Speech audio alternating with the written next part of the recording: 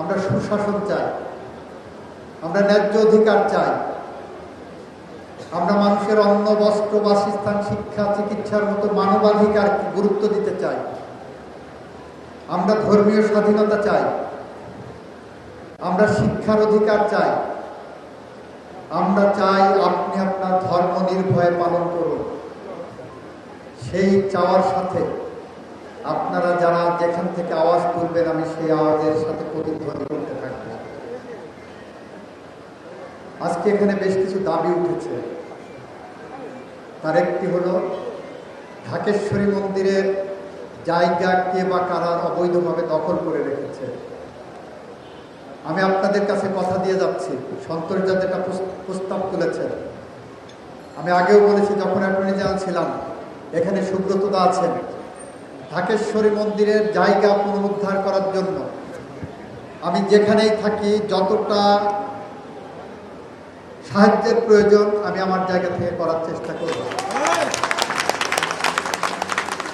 12 ঘন্টার super absorption পাওয়ার এবং leakage free feature নিয়ে এলো কিডস্টার ডায়াপার।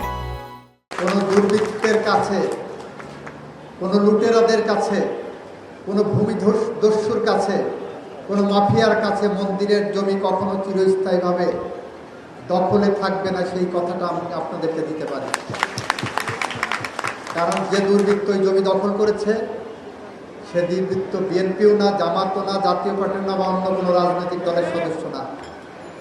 যখন যে দল ক্ষমতা আসবে ওই দুর্বৃত্তরা তার ঘাড়ে ভর করার চেষ্টা করবে। আমরা আমাদের ঘাট থেকে সমস্ত দুর্বৃত্তায়ন ছেড়ে ফেলার চেষ্টা করছি। সেই চেষ্টায় আপনাদেরকে পাশে চাই, সাথে চাই।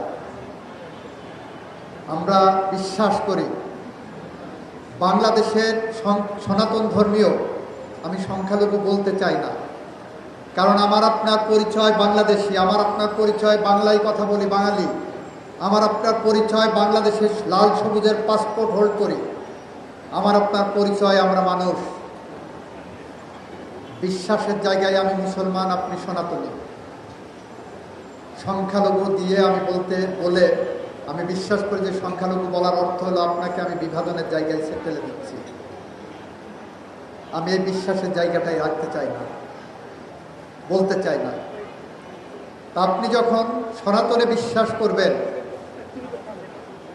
আপনি যখন আপনার ধর্ম বিশ্বাসের জায়গায় অকুণ্ঠভাবে দাঁড়িয়ে থাকবেন, সেখান থেকে আপনি চিন্তা করেন এই বাংলাদেশের সুশাসন আনার জন্য কি কি করণীয় আছে, এই বাংলাদেশ থেকে মৌলবাদ নিপাড়ানোর জন্য কি করণীয় আছে, এই বাংলাদেশে মানুষের অধিকার প্রতিষ্ঠার জন্য কি করণীয় আছে। আমরা যারা সরকারে আছি, আমরা অনেক সময় ক্ষমতায় বসে, ক্ষমতার চেয়ারে বসে অন্ধ হয়ে যাই। আমাদের চোখ অন্ধ হয়, কান বধির হয়ে যায়, আমাদের কণ্ঠরুদ্ধ হয়ে যায়, অনেক সময় কথা বলতে পারি না। আপনারা আপনাদের জায়গা থেকে আমাদের চোখ খুলে দেন, আমাদের কানের কাছে এসে আওয়াজ তোলেন, আমাদের কণ্ঠ চেপে ধরেন যাতে আমরা কথা বলতে পারি।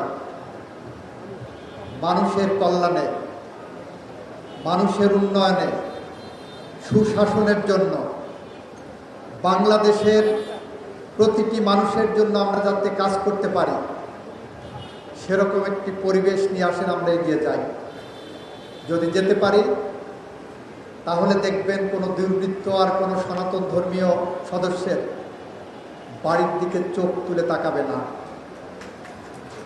কোনো দুর্বৃত্ত আর সনাতন ধর্মীয় কোনো মেয়ে স্কুলে যাচ্ছে টিচ করতে সাহস করবে না। কোনো সনাতন ধর্মের সদস্য মাদকের মধ্যে ঢুকে যাচ্ছে এবং ইচ্ছা করে তাকে ওই দিকে টেনে নেওয়া হচ্ছে, সেটা সাহস করবে না। আমরা এরকম একটি পরিবেশ নিয়ে, স্বপ্ন নিয়ে এগিয়ে যাচ্ছি।